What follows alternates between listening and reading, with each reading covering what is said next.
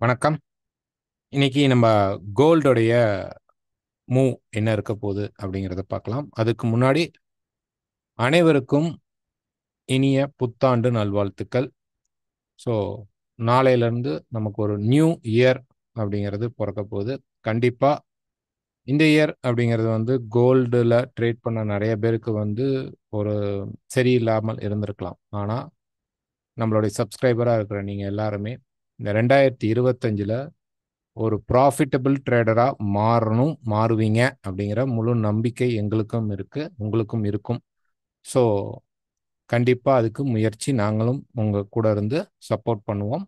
கண்டிப்பாக நீங்கள் ஒரு ப்ராஃபிட்டபிள் ட்ரேடராக 2025 எல்லாருமே ஆகணும் அப்படிங்கிறது எங்களுடைய மிகப்பெரிய ஆசை, விருப்பம். அதை நாங்கள் தெரிவிச்சுக்கிறோம்.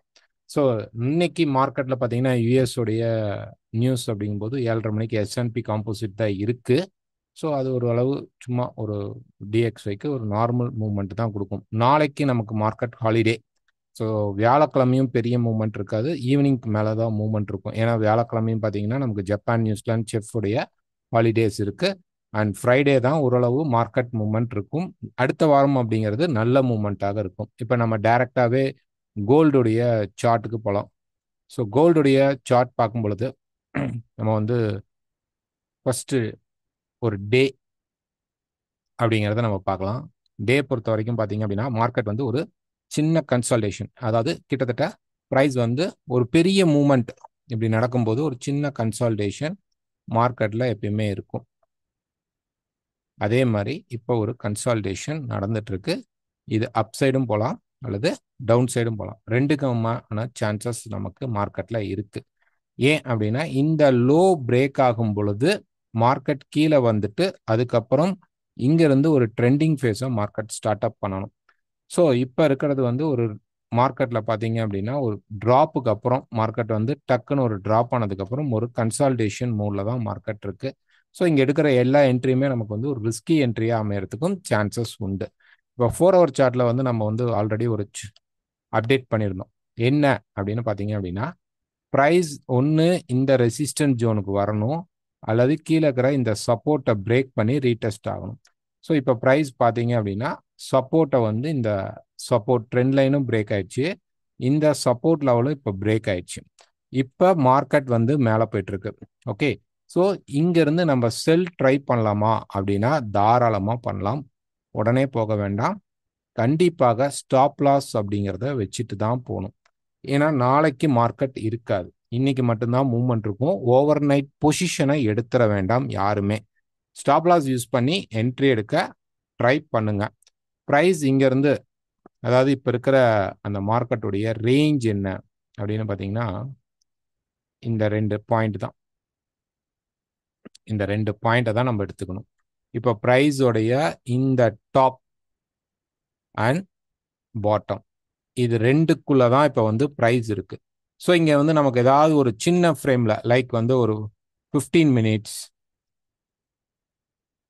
30 மினிட்ஸ் இந்த மாதிரி இடங்கள்ல உங்களுக்கு ஒரு ரெசிஸ்டன்ஸ் மார்க்கெட் எடுக்கிற மாதிரி தெரிந்தால் கண்டிப்பா ஸ்டாப் லாஸ் யூஸ் பண்ணி ஒரு 3 to 4 பாயிண்ட் வரும், அந்த ஸ்டாப் லாஸ் வச்சு அந்த செல் எடுங்க. இது முழுக்க முழுக்க ரிஸ்கி செல்.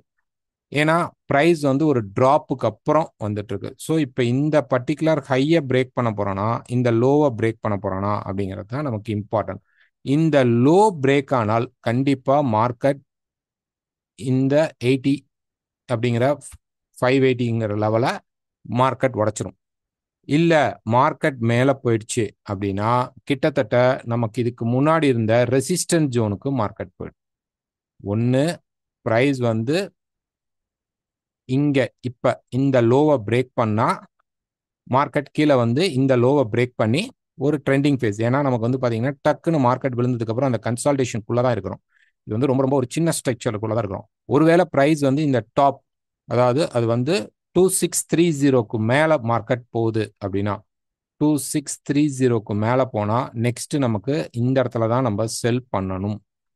ஓகே, இந்த இடத்துக்கு போயிட்டு மார்க்கெட் டக்குன்னு ஒரு ரிஜெக்ஷன் கிடைக்கும் போது தான் எடுக்கணும். ஸோ இங்கே இப்போ நம்ம செல் போகலாமா அப்படின்னா நாங்களும் ஒரு செட்டப்காக வெயிட் பண்ணிட்டு இருக்கோம். ஸோ நீங்களும் செல் எடுக்கணும் அப்படின்னா ஸ்டாப் லாஸ் யூஸ் பண்ணி சின்ன புக்கிங்காக தான் இருக்கணும். டக்குன்னு மார்க்கெட் வந்து கொஞ்சம் கீழே வந்துச்சுன்னா ஸ்டாப் லாஸ் ஒரு வேளை இங்கே வைக்கிறீங்க அப்படின்னா டக்குன்னு கொண்டு வந்து எடுக்கிற இடத்துக்கு காஸ்ட் கொண்டு வந்து வச்சிடணும். ஏன்னா செல் கன்ஃபர்மேஷன் வரல ஷார்ட் ஃப்ரேமில். பட் மார்க்கெட் வந்து இந்த ட்ராப்புக்கு ரீட்ரேஸ்மெண்ட் அப்படிங்கிறது இந்த கேண்டில் ஓகே. ஓகே, நல்ல ஒரு புல் கேண்டிலாக தான் இருக்க போது. இன்னும் இந்த வீடியோ ரெக்கார்ட் பண்ணிட்டு இருக்கும்போது இன்னும் ஒரு 9 நிமிஷம் தான் இருக்குது.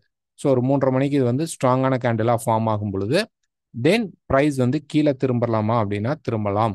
கண்டிப்பாக ஒரு பெரிய ட்ராப்புக்கு அப்புறம் மார்க்கெட் வந்து இதுக்குள்ள கன்சால்டேஷன் மோட்ல தான் இருக்கு. ஸோ செல் அப்படிங்கிறதுக்கு ஸ்டாப் லாஸ் இல்லைன்னா நாங்கள் சொன்ன இந்த காலை நீங்கள் அவாய்ட் பண்ணிக்கோங்க.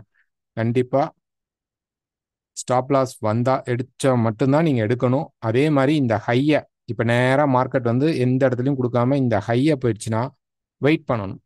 வெயிட் பண்ணி மார்க்கெட் திருப்பி இந்த ரெசிஸ்டன்ஸ் கிட்ட போய் மீட் ஆகுறானா அப்படிங்கிறத பார்க்கணும். கிட்டத்தட்ட 2650 பக்கமாக மார்க்கெட் போயிடுவான் அப்படிங்கிறதுக்கு வாய்ப்புகள் அதிகமாக இருக்கும். இந்த ஹை நமக்கு இப்போ இம்பார்ட்டன்ட் கிடையாது.